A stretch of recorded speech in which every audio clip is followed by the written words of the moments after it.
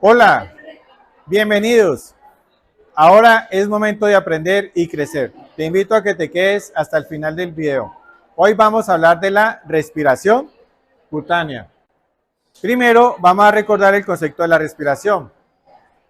La respiración es el proceso de fragmentación de los alimentos por las enzimas hasta llegar a la molécula de la glucosa 6,6-H12O6 para oxidarla y obtener energía en forma de ATP más agua más dióxido de carbono. El proceso de la respiración distingue tres fases en los organismos. El primero de ellos es la respiración fisiológica y es la forma en que el organismo toma del aire o ya sea del agua el oxígeno y va a expulsar el dióxido de carbono al medio ambiente. La segunda fase es la difusión del oxígeno. Es el oxígeno cómo va a pasar ya sea a los líquidos que van a transportarlo o directamente a la célula.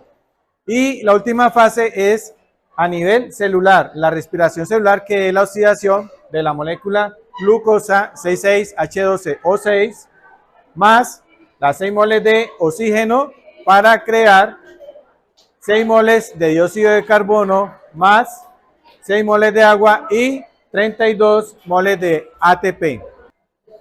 Recordemos que la respiración es el proceso donde se fragmentan o desintegran los alimentos gracias al oxígeno para liberar energía y utilizarla en la realización de funciones vitales del organismo. Es decir, que este alimento es fragmentado por enzimas y se obtienen nutrientes como proteínas, agua, lípidos como las grasas, vitaminas, minerales como hierro, calcio, magnesio, fósforo y los carbohidratos que son los azúcares. En síntesis, el alimento entonces se desintegra, se obtiene entre esos elementos de desintegración glucosa, que es un azúcar, y esta glucosa va a generar una oxidación y al final se va a obtener ATP como energía. Esta energía es utilizada para las funciones vitales del organismo. Ahora, ¿cuáles son las funciones vitales? Desde un organismo unicelular a un pluricelular son la nutrición, la relación y la reproducción. Son básicamente esas las tres principales funciones vitales. Ahora miremos la reacción bioquímica de oxidación de la glucosa. Tenemos la glucosa que tiene como fórmula molecular C6H12O6, va a reaccionar con 6 moles de oxígeno. Se crea entonces una reacción llamada oxidación y se va a producir 6 moles de gas carbónico, CO2, más 6 moles de agua, H2O, más 32 moles de ATP, que es nuestra energía con la cual se va a generar las funciones vitales como nutrición, relación y reproducción. Entonces tenemos desde un organismo unicelular como la bacteria hasta pluricelulares o también multicelulares como plantas y animales, el uso de esta energía para las funciones vitales. La respiración cutánea es propia de anélidos, anfibios, en combinación estos dos últimos, es decir, anélidos y anfibios, con otro tipo de respiración, ya sea branquial o pulmonar. También es propia de ciertos equinodermos y cnidarios. Aquí observamos entonces ejemplos de estos organismos, anélidos como el caracol y también la lombriz de tierra o también hay lombrices acuáticas. Tenemos también otro grupo que llaman los anfibios y tenemos el dibujo de uno de ellos que puede ser la rana o el sapo. Y tenemos también una lagartija. Ejemplos de equinodermos tenemos entonces la estrella de mar y también el erizo de mar. Y de los cnidarios tenemos como ejemplo las medusas y también los corales. La respiración cutánea se realiza a través de la piel y ocurre en la epidermis, siempre y cuando la secreción de sebo, es decir, aceite, garantice que la cutícula externa permanezca húmeda. La difusión se facilita por una capa delgada de queratina y una gran cantidad de capilares o vasos sanguíneos. En el presente dibujo, entonces tengo representada una lombriz de tierra, pues una lombriz de agua, del grupo de los anélidos. Vamos a mirar entonces lo que ocurre aquí en la piel de este organismo. La piel está constituida básicamente por dos capas, epidermis y dermis. El intercambio gaseoso, oxígeno, gas carbónico, se lleva a través de un proceso físico llamado difusión, que consiste en el paso de sustancias de un lugar de mayor concentración a un lugar de menor concentración. Es importante entonces resaltar que la epidermis de estos organismos contienen una gran cantidad de glándulas sebáceas que van a secretar el aceite o el sebo, y ello me va a conformar a mí entonces la mucosidad. Tenemos sobre la epidermis una capa fina de cutícula y también vamos a encontrar una capa fina de queratina. Es decir que sobre esta epidermis todo esto que se ha mencionado va a conformar la mucosidad. La mucosidad entonces va a garantizar que la humedad del aire, al igual que el oxígeno, se adhiera sobre la mucosidad. El oxígeno va a pasar a la siguiente capa de la piel, que es la epidermis. Tenemos entonces que el primer paso es que el oxígeno se disuelve en la mucosidad que recubre la piel. El segundo paso entonces es que el oxígeno se difunde, es decir, que pasa a través de la delgada piel. Ahora bien, ya cuando está ocurriendo la difusión a través de la epidermis, se continúa el proceso a través de la dermis. Y en la dermis vamos a encontrar prácticamente el tejido muscular de estos organismos. Es una zona muy vascularizada, quiere decir que la dermis contiene muchos vasos sanguíneos. Por lo tanto, el tercer paso corresponde a que el oxígeno viaja a la sangre de los capilares.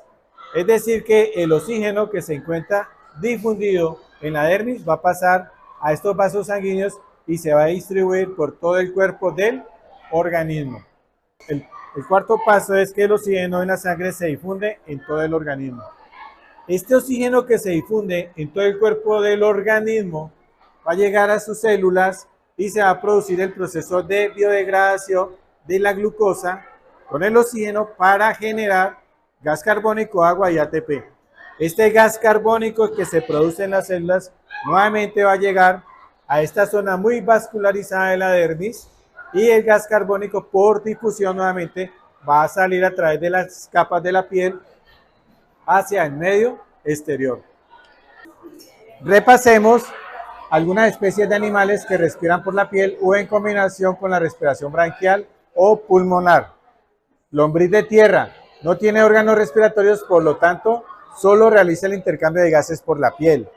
La sanguijuela, algunas de las familias como la Piscicoleidea tienen branquias laterales.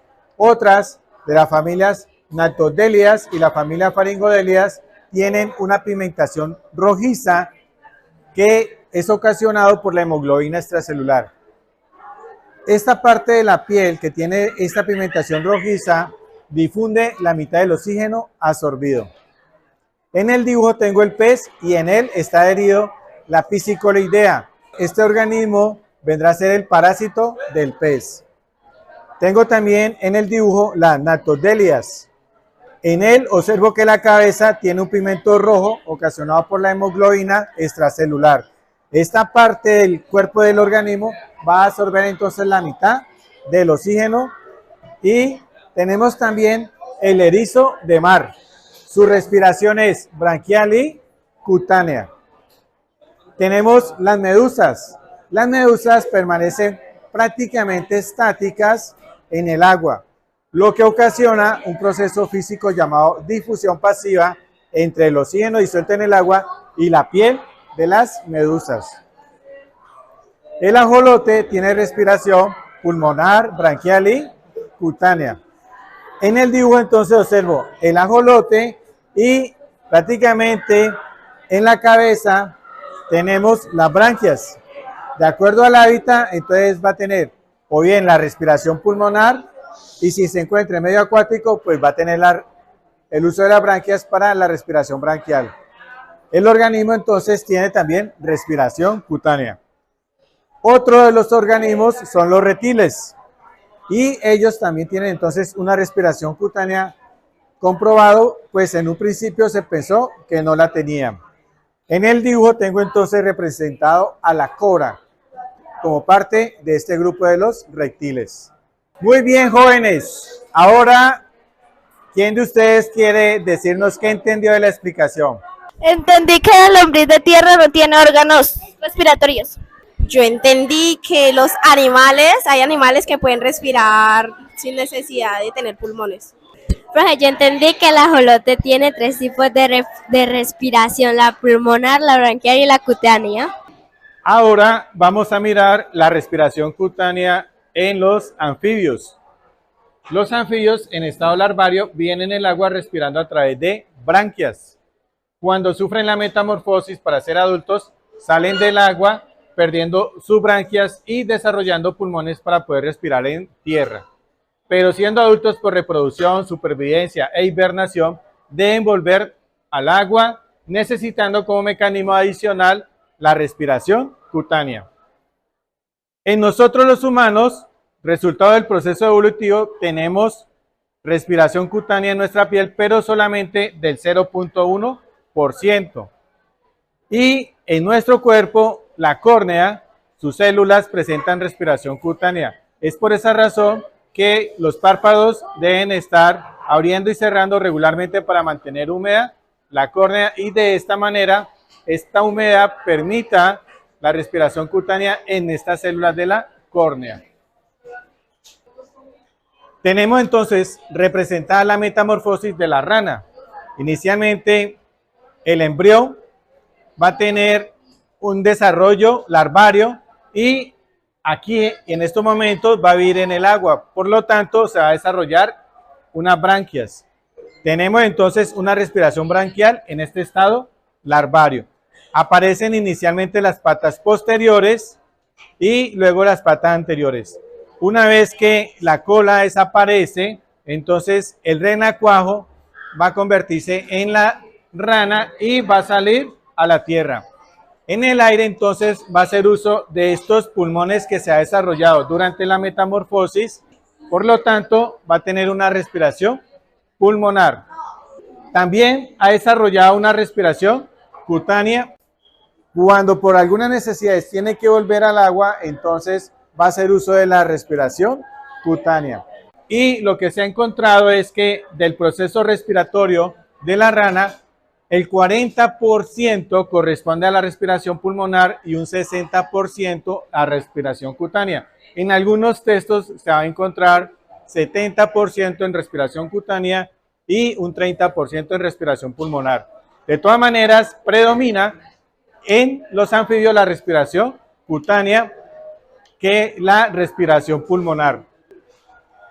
Tenemos entonces la solubilidad en el agua del dióxido de carbono es mayor que la del oxígeno. Por lo tanto, la expulsión del dióxido de carbono a través de la piel de la rana va a ser con un poco de mayor dificultad, por lo que el CO2 va a estar fácilmente adherido a esta humedad que ella tiene en su piel. Esto entonces nos indica a nosotros que como humanos hemos estado por un proceso también de desarrollo con una respiración cutánea en nuestras épocas de hace miles de millones de años, cuando nos encontramos como anfibios o en forma de algunos anélidos. Damos por terminado el tema de la respiración cutánea. Muchas gracias por llegar hasta el final del presente video.